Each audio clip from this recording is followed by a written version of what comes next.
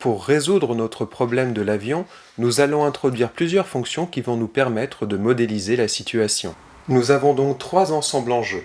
L'ensemble des positions possibles de l'avion, c'est-à-dire la trajectoire, l'ensemble des points de la piste circulaire, qui n'est autre que la piste circulaire, et l'ensemble des nombres réels.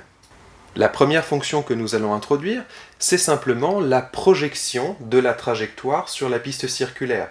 On peut imaginer que si l'avion est à un endroit donné, son ombre est projetée verticalement sur la piste, et donc à tout point t, je peux associer le point P de t, qui appartient à l'ensemble C. De même, je vais introduire la fonction R, qui à tout point de la piste associe le point qui est juste au-dessus sur la trajectoire, et je vais introduire la fonction D, qui est la fonction qui à tout point du cercle associe le point diamétralement opposé. Il faut également introduire une fonction qui à tout point de la trajectoire associe son altitude, c'est-à-dire la fonction A, qui va de l'ensemble T dans l'ensemble des nombres réels. Vous remarquerez peut-être que sur ce dessin, il y a deux façons d'aller de T à R, soit en prenant directement la fonction A, c'est-à-dire en associant un point à son altitude, soit en partant d'un point T, en prenant sa projection P de t, puis le point diamétralement opposé à la projection, puis le point de la trajectoire situé au-dessus du point diamétralement opposé à la projection du point T. Autrement dit, on peut aller de T à R en faisant T, je passe par P, puis je prends D, puis R, puis A. Et en faisant ce chemin, j'obtiens une deuxième fonction qui va de T dans R. Cette deuxième fonction, elle est assez intéressante, parce qu'elle n'associe pas à un point l'altitude de ce point, mais elle associe l'altitude du point qui est diamétralement opposé.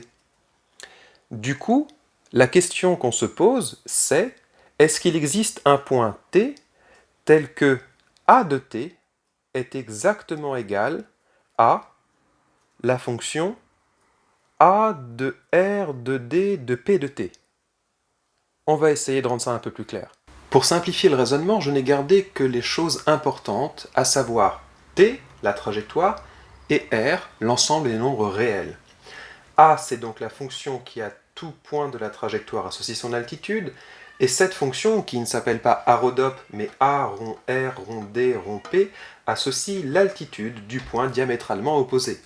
Mais dire que deux points de la trajectoire dont les projections sont diamétralement opposées sur la piste ont la même altitude, ça signifie exactement que la différence d'altitude entre un point et le point diamétralement opposé sur la piste est égale à 0. Nous allons donc introduire la fonction différence d'altitude. Et cette fonction différence d'altitude, je l'ai définie ici. Je l'ai appelée A tilde.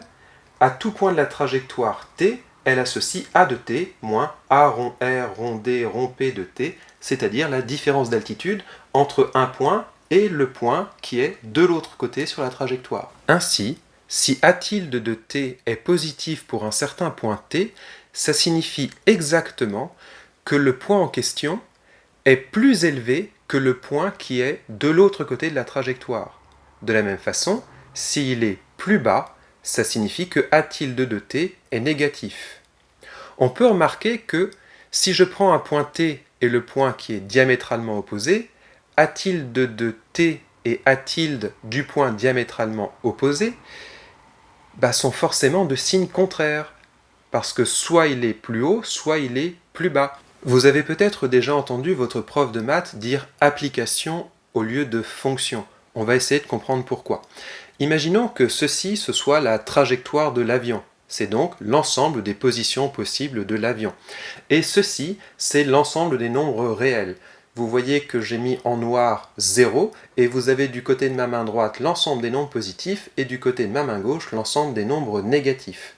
Une application de l'ensemble T sur l'ensemble R, c'est juste quelque chose qui à tout point de T associe un point de R. Par exemple, ce point-là est associé à ce point-là, et tout point est associé à un point.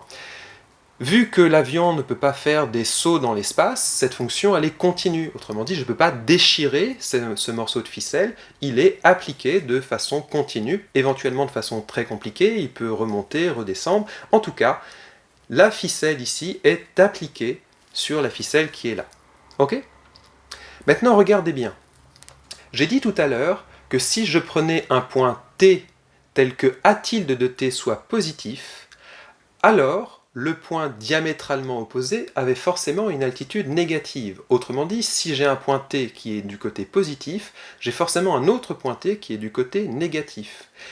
Mais du fait que la fonction est continue, du fait que cette ficelle ne peut pas être déchirée, quand j'applique t sur r, vous voyez qu'il y a fatalement un moment où j'ai un point qui passe par 0.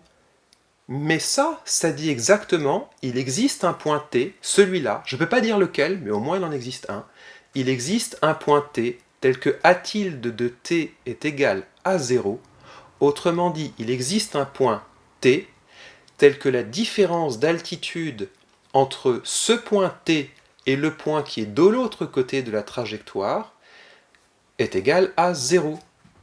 Autrement dit, les deux points sont à la même altitude alors qu'ils sont diamétralement opposés. Ce qui résout notre problème. Bref, les fonctions, ça permet de prendre de la hauteur, de l'altitude quoi. Vous l'avez ?